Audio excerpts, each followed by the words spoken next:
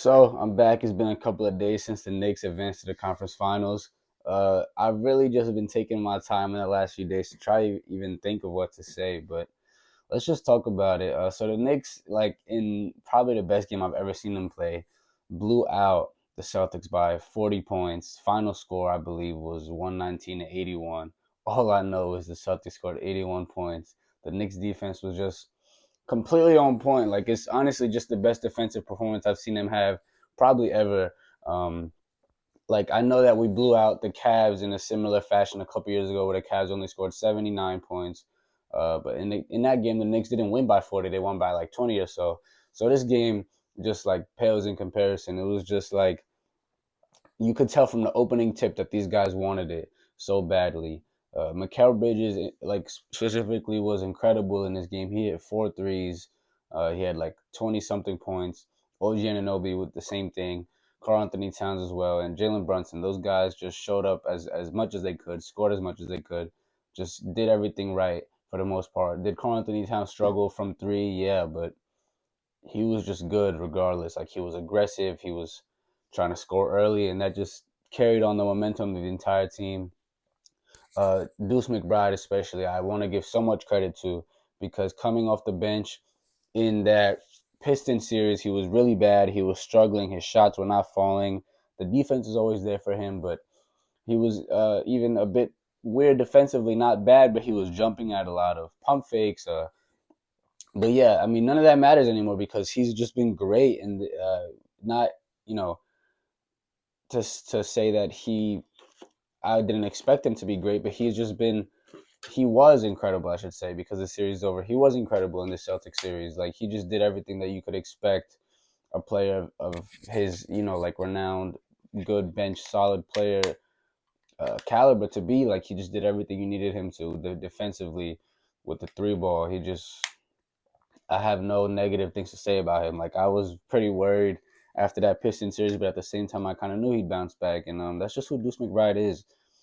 And you know, he can continue doing that, and the Knicks will have a real solid chance to potentially, go to the NBA Finals. But that's something we'll get into a little later. The main important player in this series against the Celtics was Mitchell Robinson, someone that I came on here and I know that I spoke about highly time and time again.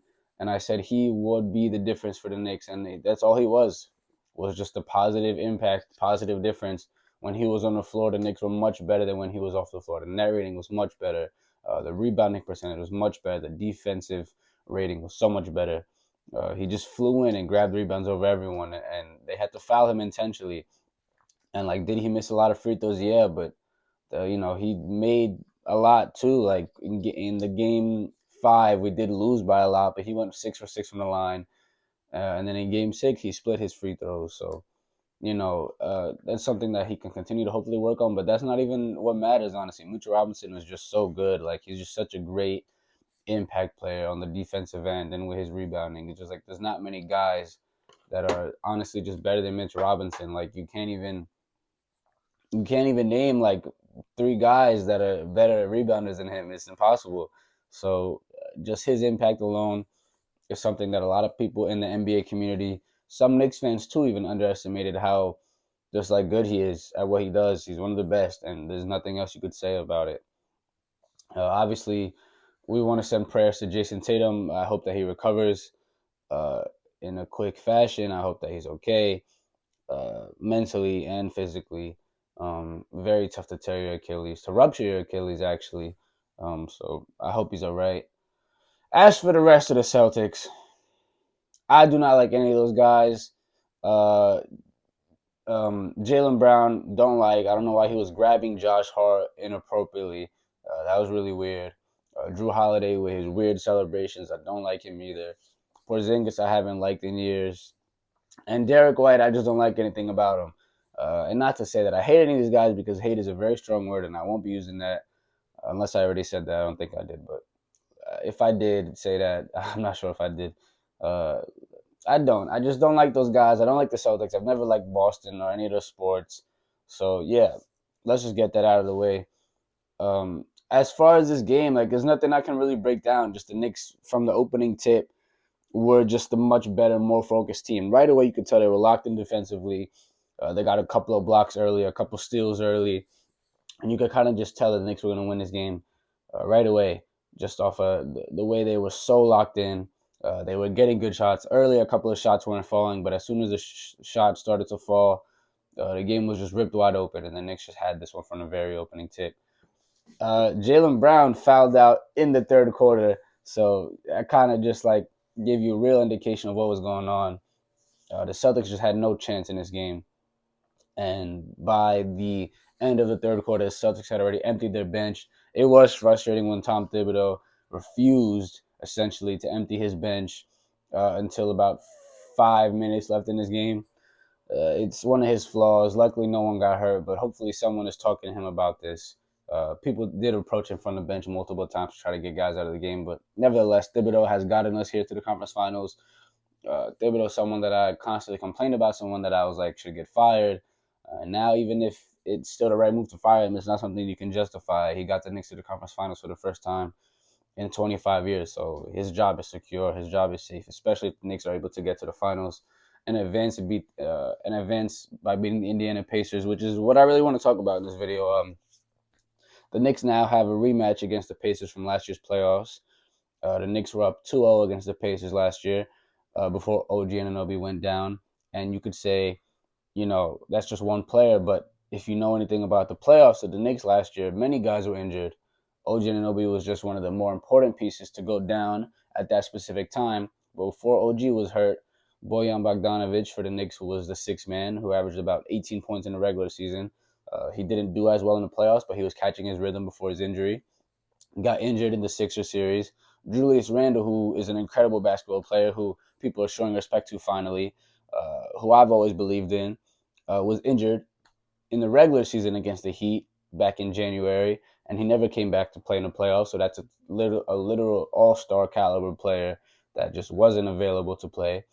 Um, Mitchell Robinson only played game one of the Indiana Pacers series last year, and who am I forgetting? Honestly, I'm forgetting someone. Oh, well, Josh Hart himself was injured. He tore his abdominal, and he had an abdominal strain in that series. So that's just to add on top. And Jalen Brunson broke his hand in Game 7 in the third quarter, where the Knicks could have potentially, maybe came back in that game. So who knows? Like, there's just so many injuries in that series. I'm not sure if I'm forgetting anyone, but just, so many guys being hurt in that series essentially cost us that series last year. I fully believe the Knicks would have won that series if everyone was available as they are now. And I hope everyone continues to be available as they are now.